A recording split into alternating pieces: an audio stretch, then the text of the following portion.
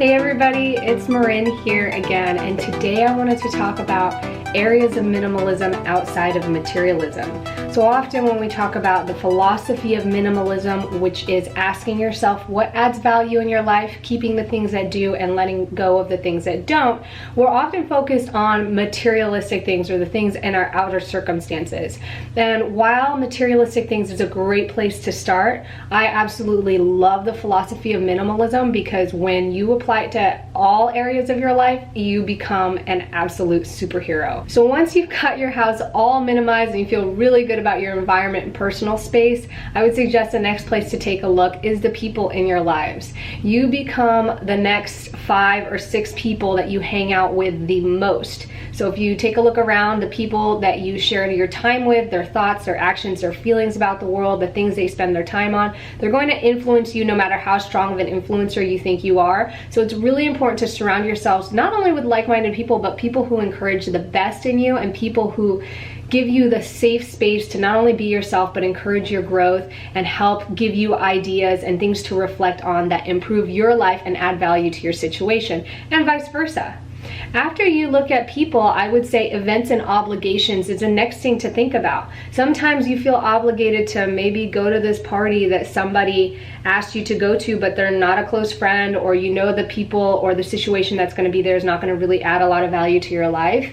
Feel free to let that go and not feel like you have to go. That was definitely a hard thing for me because I'm always a yes person. And I think there's a time to have like a yes personality or to say yes to things, because I think most often people say no and they close themselves off to things. But if you find yourself as a person that has a hard time saying no and you try to say yes to everything, go ahead and pick and choose for yourself. You're not obligated to anyone and you have to do what's best for yourself. Give yourself first what you expect and want to see out of life, be the change you wish to see in the world, then you're going to be able to give more, become more, and experience more in your life. And so you're completely entitled to that.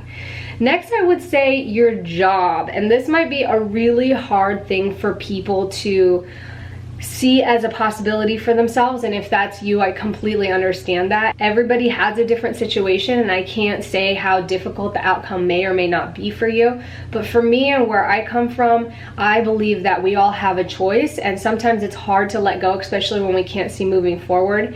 But if you don't feel like you can move jobs or switch jobs, then change your thoughts about your jobs, which is going to lead me to the next thing, which is our thoughts, minimizing your thoughts. When we talk about our thoughts, this was a really hard concept for me. Like years ago, I remember my husband Brett saying, oh, you know, compartmentalize your thoughts, kind of file it out, see which ones add value, chuck out the ones that don't. And I'm like, wait, but sometimes like my emotions cause the way that I think.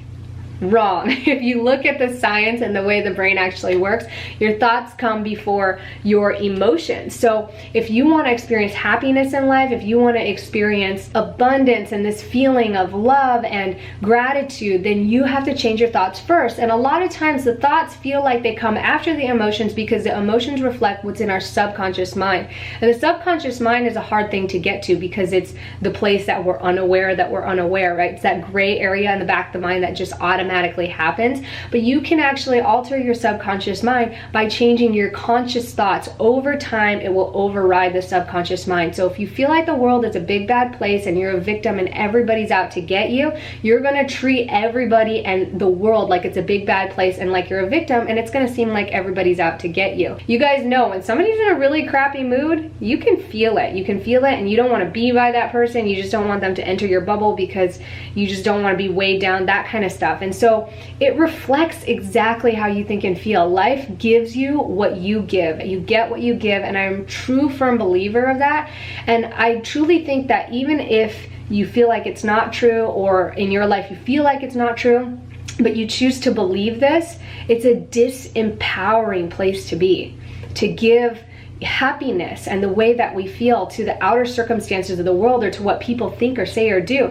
None of us have the ability to be immune or invincible to the things that happen. Even people with good lives or with lots of money, they have shitty things happen to them too. It happens daily almost for me, where I have to stop, recalibrate, and choose, how do I really want to feel about this right now? What story do I truly want to believe? Is this going to add value to my life? And it has made the biggest difference in the world. And this is just briefing on something that a lot of you guys ask for, which is how to deal with stress and negativity. So there's tip 1, have a minimalist approach to it. Do your thoughts and feelings contribute value to your life and to others around you? Sometimes you can't help but feel bad. You get triggered off, but you can take a step back and realize that's not who you are and that's not what you choose to believe. And eventually the emotions, the physical response will dissipate. So alongside with thoughts, which is something internal and something that needs deep, honest reflection in a moment-to-moment basis, we can go external and say, does what we say and share add value to our lives? This one is a hard one. This is so hard because sometimes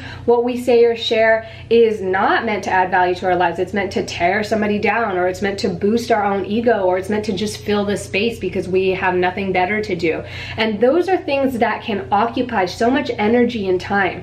The more energy you put into something, even if it feels like it's neutral and you're not really having to do much to make that happen, just talking about nothing that adds value, or even worse, adds negative value to yourself or the situation. I mean, like stirring up a lot of feelings and thoughts. I mean, once you speak it, it becomes a physical manifestation, a vibration that you share with the person that hears it or is listening to you.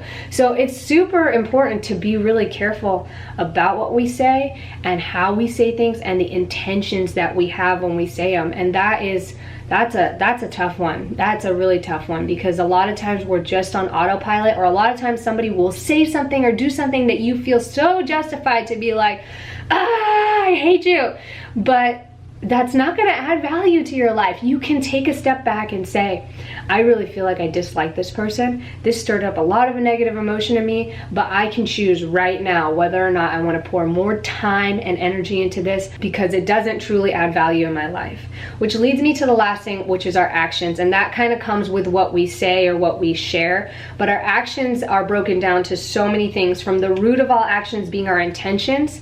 And that is our intentions with ourselves. For example, one of the things that a mentor shared with me a while ago was, don't blow yourself off. If you have integrity with yourself, then everybody will feel it. You will carry yourself differently, and there will be this confidence that is exuded in you. People won't know what it is. They won't really exactly say, but they can tell that you have this level of integrity. And so it's easy sometimes for us to have integrity with others, to do what we say when others are counting on us, because they're kind of an accountability partner and we're held responsible. But when it comes to ourselves, it's so easy to blow ourselves off. Like, oh, I'm gonna exercise later, never mind. I'm gonna do laundry later, oh, I forget, I don't feel like it. You know, and if you hold yourself to those things with some leeway, you know, it's like if you get sick later and you don't feel like doing the laundry, then the most important thing is to take care of yourself, right? Or maybe something else comes up that has priority over that. But at the end of the day, when it comes to just blowing yourself off simply because you don't feel like it, that takes away from our internal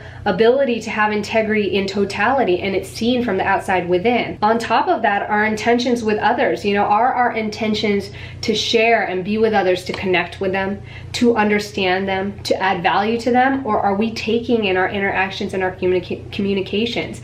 Those are things to really reflect on. Other things are our work, our hobbies, what we do in our free time. This goes down to the productivity video that I just filmed recently, which is huge. Like, if you are able to take the minimalist philosophy in what you do during work time, what you do for your hobbies, what you do in your free time, you're going to be able to accomplish more, and you're going to fill your time with things that are more meaningful and add value to your life. Something that Tim Ferriss puts it is, you can move a millimeter in 100 different directions and get nowhere. So sometimes it's best to refine your time and work on the 1 or 2 things that matter to you most right now, or add value to you most. And once you feel like you got your fill of that and you've mastered it, then move forward.